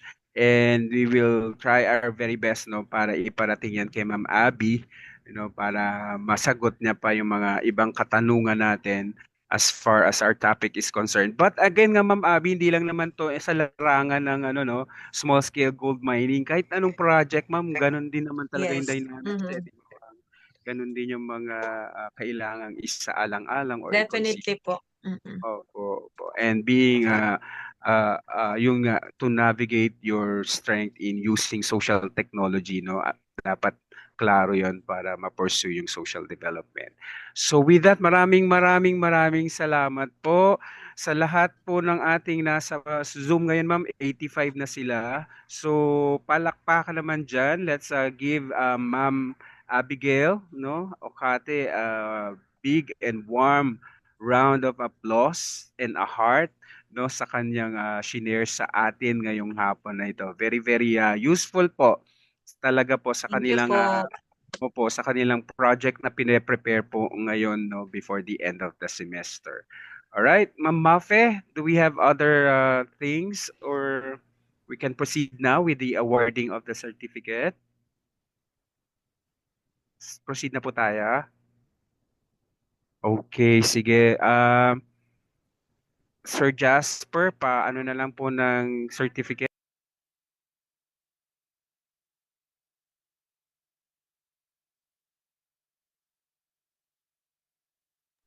Ma'am, yung ano daw, si Ma'am Mafe na daw po bahala. Yung cash prize, hindi pa, joke lang. So, hindi niya po naririnig o hindi siya nagre-react. Anyway, sige ma'am, no? The University of the Philippines Los Baños and the Department of Social Development Services under the College of Human Ecology would like to award the Certificate of Appreciation to Miss Abigail Ocate, no, for serving as the resource person for the SDS 101 Introduction to Social Development activity entitled Social Technology for Social Development, held the second day of December 2024 via Zoom. And this is signed by myself, no, as a coordinator of SDS 101 this semester, and our chairperson of the Department of Social Development Services, Maria Carisma Malena.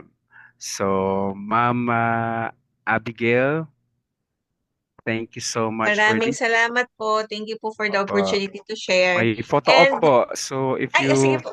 let's have a photo op with the certificate. Ayan.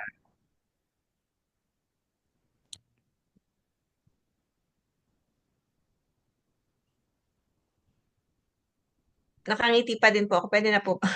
Pwede naman. Okay na yan, ma'am. Opo. So, Salamat po Ma'am ulit. Afe. Opo, Ma'am Abby, thank you. Thank you so much. We learned a lot, no? Ang dami ko rin pangang tanong, pero kulang talaga yung time for us to discuss this.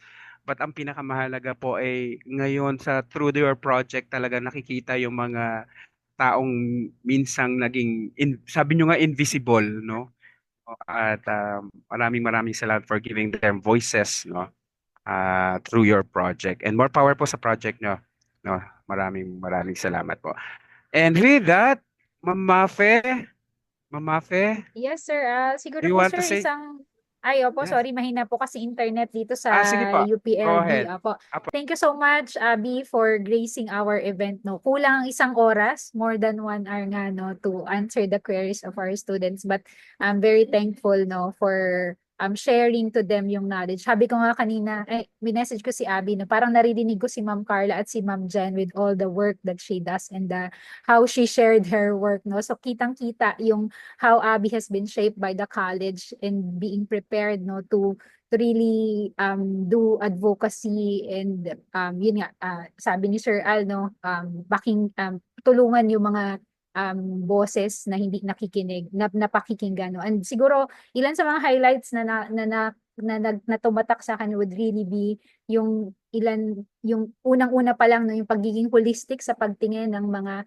bagay-bagay, no. Yung nakita ko na dala yan ni Abby doon sa work niya, and that's how Human Eco really shape, no, Abby. And then yung heart for the community, no, ang galing din nung pagsabi nga ni Sir Art, lagi namin sinasabi sa klase, ang hirap ibaba, gawing bottom up yung approach, especially kapag naka-design na yung mga project, no, either be it government or NGO. But nakita natin yung creativity and innovativeness of the project, and also na hindi naman nga siya hindi siya cast on stone, no, na yun na talaga yun. If you have really the heart, no, na makita, no, i-push yung pangangailangan ng community, pwede mo pa din gawin, no, i-apply yung mga ST tools on really how you will engage and address the needs of the community. And nakita naman natin yun on the project that Artisanal Gold is doing, no. And then yung humility for partnership, no, humility in the things that you do, kasi nga hindi ikaw yung may sagot sa lahat ng solusyon, no. It's important that we have that humility to ask for help, to partner, to collaborate, no. And I think doon mas nagiging maganda yung resulta, no, or outcome ng mga ginagawa natin. I think yung isa din yung highlight din na appreciate ko would really be yung totoong pakikinig nga no sa community, lagi ibabalik mo sa komunidad, and yung pagiging open mo sa perspective, iba-ibang context yung pinanggagalingan, so walang one size fit all. And I think yun din no, yung kasama ng humility, yung ating kakayanan na makinig no sa iba't ibang perspective at maging bukas sa ibang perspective. I think yan din yung hino-hone no sa atin dito sa kolehiyo, at hopefully tulad ni Abby no, kayo when you graduate dala nyo rin yon, yung mga values na ini-instill sa atin ng kolehiyo. So yun lang po from my end, Sir Al, Ma'am Abby. Thank you so much no for really taking time no to inspire student. Kinakabahan pa po yan no, takot po yung magsalita. Sabi niya, but sabi ko naman, ba kayang-kaya mo yan? Nagsasalita ka nga sa yung mga UN events dito ka pa ba kakabahan? And I think no, when it's coming from your heart, it will just be it will naturally flow. So maraming salamat, Abby, no, really, for inspiring our students and sharing no your knowledge, expertise and experience no to our youth no. Maganda rin yung isa pahabol no. Maganda yung highlight ni Abby. Mukhang Sir Al excited din dito yung mga possible collaboration engaging the youth. Kasi si Sir Al is really working on the youth sector no, and it begins of course sa classroom, yung impact that we do, and paglabas also no, how do we really engage the youth in transforming the community through social development, through sustainable development no, because the youth merong power no sa ating mga kabataan, which includes our students here in SDS1. So yun lang, maraming pusong sumaya no sa hapong ito. Ay Sir Alo, kitang-kita ang ngiti hanggang tenga. Ayan. And of course, I hope all our students of course are also inspired with this session. Yun lang po from my end. Salamat po.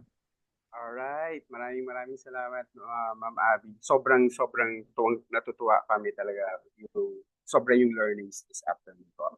And with that, we would like to also request our students no, to fill up the evaluation form na ipa-flash po ngayon sa ating mga ayan. So, para din sa attendance natin and our evaluation form. At magpo-photo op po tayo. So after the evaluation, so pascan na po yan. Magpo-photo op pa tayo, and that Sir Jasper will assist us. No? So if you can open your video cameras, let's have a photo session with Miss Abby. Yun man lang ay pambayad na natin sa napakaganda niyang pagbabahagi sa ating ngayong araw na ito. So, kindly open your cameras, and si Sir Jasper na lang po ang magka-count no? Para sa pag-click ng ating mga ayan, ang ating mga estudyante. Oh, hello from all walks of life. Kung nasaan man kayo, be safe. Hi, Kuya Dino. Andito ka pala. Ay, opo. Pangit lang po talaga yung internet sa UPLB. Kaya po unstable kasi Sa po dapat sa Q&A. Sige po. All right, Sir Jasper, at your count. So take it away, Sir Jasper. Opo. So, 5 seconds po sa mga gusto pa pong humabol, mag-open ng camera. So, 5, 4, 3. So, in 3 seconds po, strike a pose na po. 1, 2, 3. Ayan po. Isa pa po. 1, 2, 3. Ayan. Thank you so much po. Thank you po ulit. Ayun, ang hirap Bye-bye. maging artista. Ma'am, mag-ano pa ma'am ako? Iko-close ko pa muna, ma'am. Okay po, okay po. Ang dami kong role, ma'am, ngayon. So, pasensya na. So, bilang pag closing remark, ako po ang magbibigay noon. Wag po munang aalis. So, again, magandang hapon po sa lahat ng ito. As I've mentioned, we are marking the 4th time po that we are rolling out this social technology for social development. Pang-apat na beses na po natin to. And we thank you again no, from our bottom of our hearts kay Ms. Abby for giving concrete examples on how to leverage the power of social technology to make a difference in people's lives, no? Particularly sa ating mga small-scale mining communities. No? Social development indeed is our destiny, if we collaboratively put our minds and hearts, in transforming the lives of our partners and stakeholders, just like what Miss Abby did, in this particular project. Very, very, very, very encouraging and very inspirational. Thank you also, Doc Dino and Ma'am Mafe, for being the sage on the stage and guide on the side of our students, our SDS 101 students' journey this semester. It is indeed a very meaningful and exciting ride amidst the 6 or 7 typhoons that came along with it. No, we also would like to thank our SDS 101 students this semester for your commitment and your dedication that you put in all the deliverables from this course. Salamat sa mga makabuluhang kwentong buhay ninyo at excited na rin kaming makita ang inyong mga stand-up project upang mas lalo pa nating maitaguyod, ang kultura, karapatan, kalikasan, kaginhawahan ng ating mga kapatid, lalong-lalo na ng mga Aita Magbukod. So sa ating lahat, padayon at magandang araw agad sa inyong lahat and make us all proud. Good afternoon to all of us. Thank you very much. Salamat, salamat po. Thank you. Ang dami nagchat-chat sa pa-thank you, Miss Abby. So yan. Okay po. You can now Miss Abby, thank you talaga ha. Sana hindi ito ang huli. Yes po, maraming salamat din po. And kung may question po, feel free to email me. And kung meron pong opportunities for collaboration, again, feel free to email me and we'll be happy rin po to collaborate talaga. Yes, si Ma'am Mafe na pabahala doon, ma'am. Yes. Tapos yun, ma'am. Yung youth, ma'am, sa youth, gawa tayo ng collab Yes, doon. sir. Sige po, gawa Sabi ko nga po, hindi talaga yung part ng program eh. Pinilit namin. Nilagyan natin ng youth. And actually, for that part nga po, naghanap pa kami ng iba pang sponsor kasi nga hindi ko mabigyan ng full budget sa project since wala talaga siya sa activity. So, we got help din po from the Chamber of Mines of the Philippines, sa Cebuana, Lulier, ayan. Usually, ma'am, yun yung talagang neglected aspect yung youth. Opo nga The wala. youth part. Laging And lagi also yung isa pa sir, yung health. For this project, wala specific na activity on health kasi ang explanation is meron naman daw World Health Organization that should look at health aspect. Pero since nasa community ka naman na and nag-i-implement ka ng projects, ba't hindi natin din itap ang health? So, nag-partner kami with Department of Health and fortunately may funding sila. So, nag-collaborate kami in conducting rapid environmental and health assessment doon sa Paracale. And for this activity, in-engage ko rin po ang Pure Earth kung gusto nila kasi they are looking at a project then on Mercury.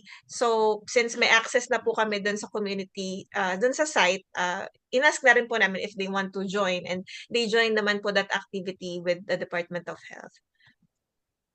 Sige, ma'am. Maraming salamat. So, more power sa iyo, ma'am. With that, thank you so much. Hindi matapos-tapos ang webinar na ito, kasi napaka-exciting. Sige, ma'am. Si Ma'am Mafe na pabahala sa inyo. Sana next time face-to-face na. We'll see you again, Opo Ma'am nga Abby, next semester.